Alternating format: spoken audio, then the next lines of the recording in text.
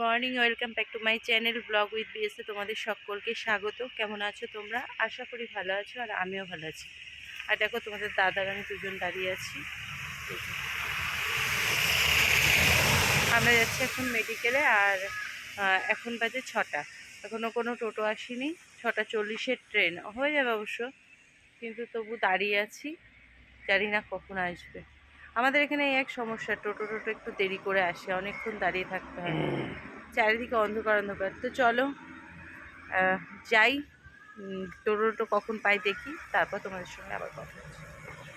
তো মেডিকেলে যাওয়ার পর তোমাদের সঙ্গে কিছুই শেয়ার করতে পারিনি, কারণ আমি একা ছিলাম আর একাই তোমাদের দাদাকে নিয়ে গিয়েছিলাম। এদিকে দেখো, চোখটা ওর অপারেশন হয়ে গিয়েছে, আর চোখ অপারেশন করে বার করেছিল ওকে প্রায় 4টের সময়। আর বার করার পর ওকে আবার পরের দিন চেক আপে নিয়ে আসতে হবে বলে আমি এখানে এই রুমটা এখানে ভাড়া পাওয়া যাচ্ছিল, তো সেই জন্য এখানে আমি রয়েছি। দেখো এখানে কত মানুষ রয়েছে, প্রায় মানুষই চোখেরই জন্য এখানে রয়েছে। এই জায়গাটায় আমরা ছিলাম ভাড়া। তো তারপর তোমাদের দাদাকে আমি ওখানে বসিয়ে রেখে ভাত টাত নিয়ে এসে টাওয়ার খাইয়ে তারপর ওই দিন রাত্রিটুকু কোনো রকম ওই জায়গাটায় কাটিয়েছি। গুড মর্নিং সকলকে। আর এখন হলো সকালবেলা।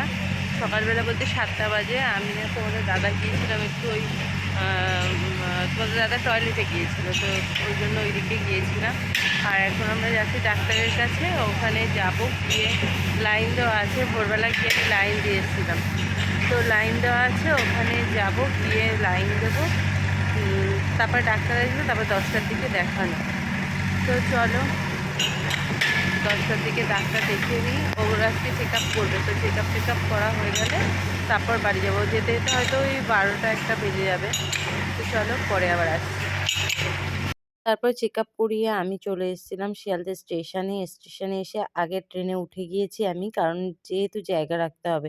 আর তোমাদের দাদাকে ওখানে বসিয়ে রেখেছি, তারপর ওকে আবার নিয়ে ট্রেনে তুললাম। তারপর ট্রেন ছেড়ে দিয়েছে, চলে আসলাম। তো দেখতে থাকো।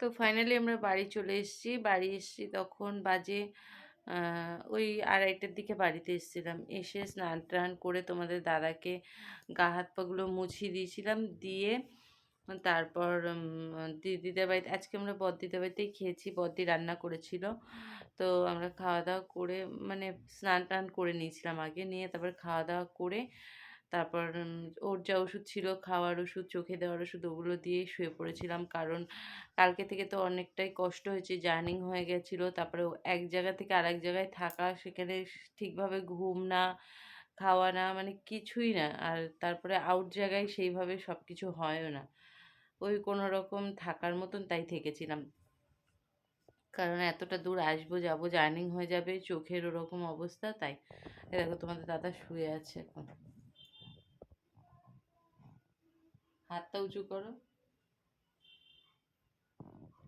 ও বলছে যে আগের থেকে ভালো পরিষ্কার দেখতে পাচ্ছে চোখটা অপারেশন করার পর। কারণ আগে চোখে না কি জানো তো, ওই মানে ঝাপসা দেখতো, মানে সামনে থেকে কেউ গেলেও ও ঝাপসা দেখতো। তো এখন চোখে বলছে যে অনেক মানে ক্লিয়ার, পুরো পরিষ্কার, সবাইকে ভালোভাবে দেখতে পাচ্ছে। জানি না, ঠাকুর যেন এরকমই হয়। তো যাই হোক, আজকের মতন ভিডিওটা এই অবধি, বেশি কিছু বাড়ালাম না, কারণ সেইভাবে তো শরীরটা ঠিকঠাক নেই। আর এখন আমি রান্না করব অবশ্য ওর জন্য, আম, ভাত করব একটু, আর ডিম সিদ্ধ করব, আলু সিদ্ধ দেবো, দিয়ে ওকে ভাতটা দেবো রাত্রে।